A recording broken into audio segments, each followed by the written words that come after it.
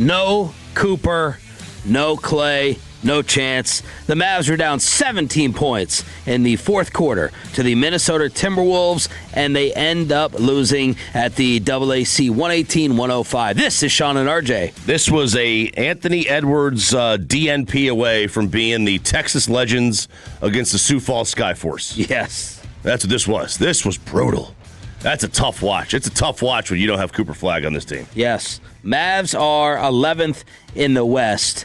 But the big news in the association, Shams reports that it looks like Giannis has played his last game as a Milwaukee Buck after saying, "I would never request a trade out of this city and from this organization." Giannis, who's been hurt with a calf strain, is ready for a new home at the February 5th deadline as several rival teams make aggressive offers to Milwaukee to see what can get done. They were tied for 11th in the East standings with the Hornets, a full 3.5 games behind the Hawks for the number 10 spot, and now Giannis is on the block. Yeah, but even the way it's reported sounds very...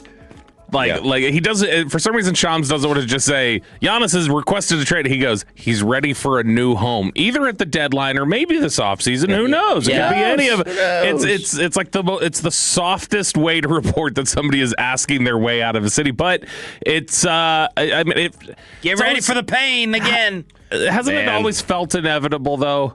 That, It felt like the entire time, like at some point he was going to be out of there. I'm so tired of it. I need him to get out of there. I'm tired of him there. I'm tired of the storyline. I want to have an interest in another NBA team. Choppy will go through those possibilities for your own entertainment. The Choppy scale, what's best for his own entertainment. But as for teams who can get it done, based solely on first-round picks, Oklahoma City, Brooklyn, Charlotte, Memphis. Now, keep in mind, Giannis does want to win. Sacramento, Utah, and Washington have the most to offer. Those 7 teams control 50% of the tradable firsts in the next 7 years. Those 7 teams, 50% of the first rounders in the next 7 years. And those 7 teams are so bad, yeah, they'll still be picking in the lottery in 7 years. Other teams that have a combination of draft picks and players that could entice Milwaukee: Atlanta, Detroit, Houston, Miami, Minnesota, New York, Portland, San Antonio, Toronto. And Brian Windhorst is like, if Golden State wants to make this hurts so much as well. He's like, if Golden State wants to pony up, it's going to be hard for a team to beat their offer. Where was that offer for Anthony? When we were talking about Anthony Davis, we were talking about Jonathan Kuminga. Yeah. You know what? You have to take on Jimmy Butler, but he's like, yeah, if Golden State wants to buck up, it's going to be hard to beat them. We weren't excited. We were more looking forward to a Hawks offer than the Warriors. Yeah, but I guess you get more. A lot. I don't guess. I know you get more for Giannis than Anthony Davis.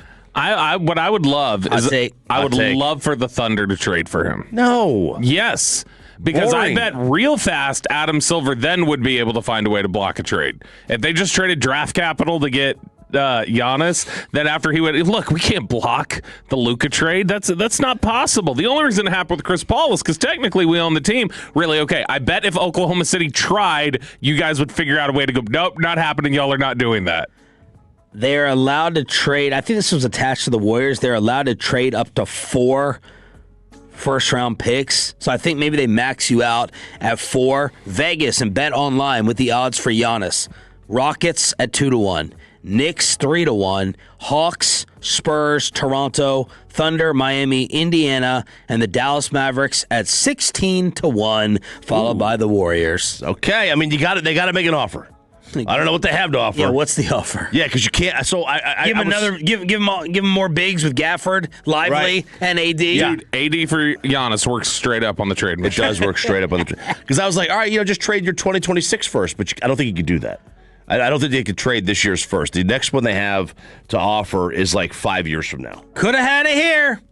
Could have had it here as a possibility if you were sick of Luka and he was out of shape and you guys were like the 6th seed and he was banged up and hurt. But now this trade return, what are they already talking about? They're talking about obviously a lot of ones.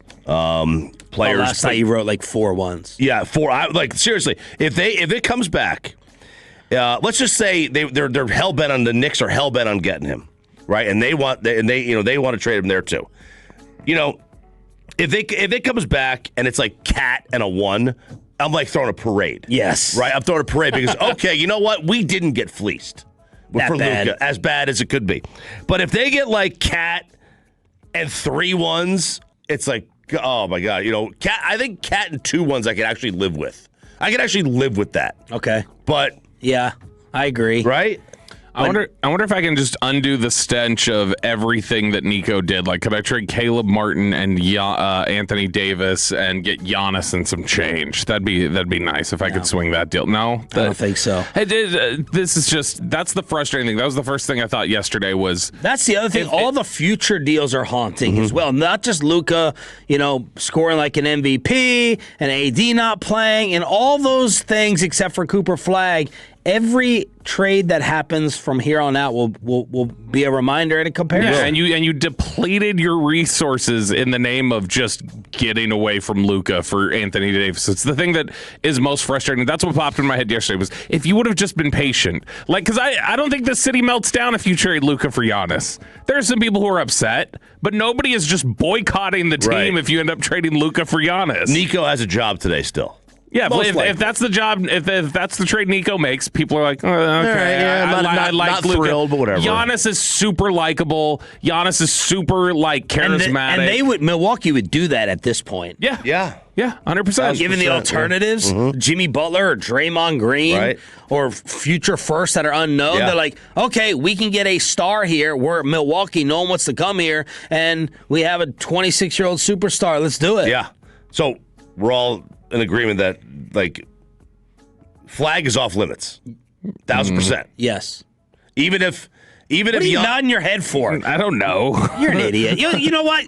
The Tolo's all right. You shouldn't talk basketball. Hockey and basketball, just add it. You want to do Luka 2.0 all over again and give up the young kid with 15 years? I don't think it's Luka 2. I'm not saying I want to make that trade. I'm just saying that I don't think it's like just a slam dunk. Like I would say he's off limits to any trade offer that's out there. Not any. If it's straight up for Giannis, if we're talking about just straight up for Giannis, like this team's not good enough right now that I go like, oh, Giannis is going to push him over the top. I don't care if he did. If he did, I would. Oh God, Bobby. If he did, I would. You were wanting, even if Luka didn't win a title, you have the window. So now you would shut another window for 3 years of Giannis? There's no guarantee that Flagg's going to be as good as Giannis. Oh, no. Yeah, there's no guarantee. Right. And there was no guarantee Luka was going to win a title. But I've got Luka level play. And I've got Luka level play for as long as I do. I'd have Giannis level play for probably the next at least 5 years. That does open up a 5-year window. The whole issue with AD is AD's not ever healthy and AD's declining. I mean, look. No.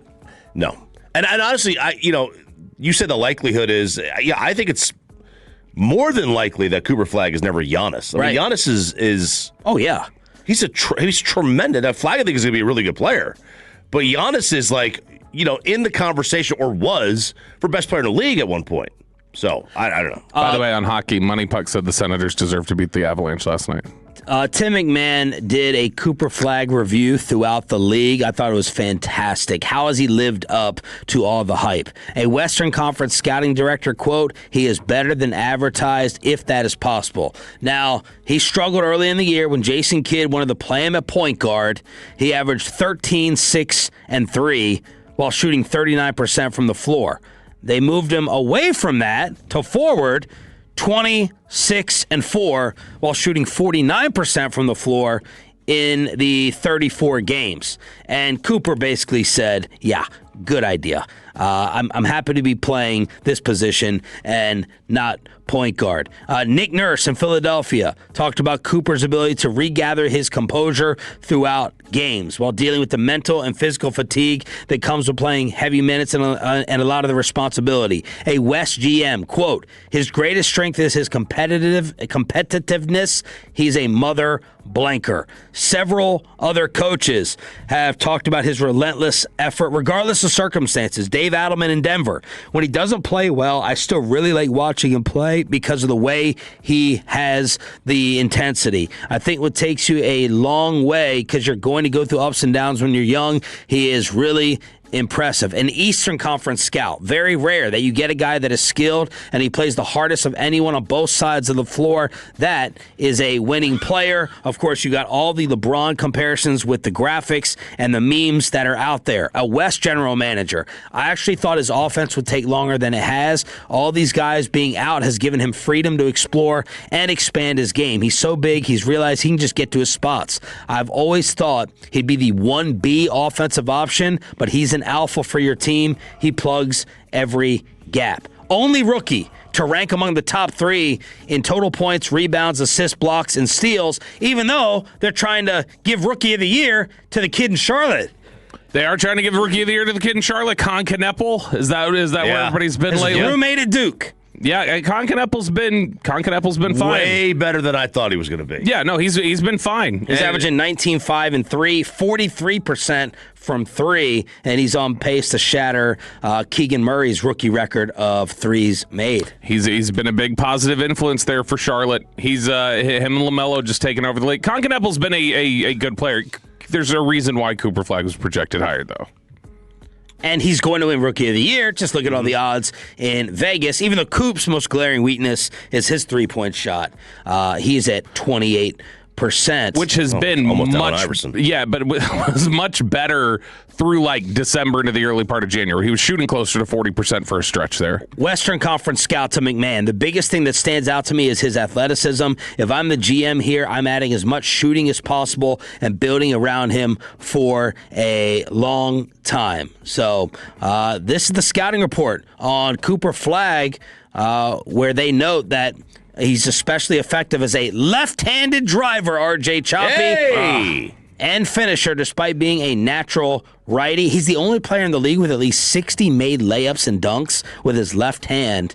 And with his right hand, attempted 109 attempted layups and dunks with the left hand as well. So there it is, showing both ways with the versatility. Like a guy who can finish with both hands. They would have burned him in the 90s as a heretic for that wizardry of dribbling with the left hand. What you had talked about a couple weeks ago, ranked 7th in the league in clutch points and assists in clutch situations. 5 minutes, final 5, regulation, or overtime. And finally, a West scout. He's what everyone thought he would be. He's 18 years old and closing out games, making shots and making plays to close them. It's just not normal. That's something really special. Man, and that's the key, like the age. The age is so intriguing because like this, a first-year NBA player usually is like 20. He is so young. And you go look at, I saw this very fascinating study on NHL players. Like the best NHL players of all time are all born in January. It's crazy because the way they do it in youth sports in Canada and in Europe, it's based on the new year. So the January kids are significantly older than, so a 12-year-old January kid is much older than a 12-year-old October kid, right? Because they're 10 months older, and at that age, it matters. But in the U.S., everything's based up the school year. So you're an August birthday or September birthday, right? And that's when the new year starts for sports. And here's Cooper Flagg. So most of these kids are like 19 years old. Flagg comes into college he's barely 17. And Bobby wants to trade him for a 31-year-old. A great 31-year-old. Mavs lose to the Wolves.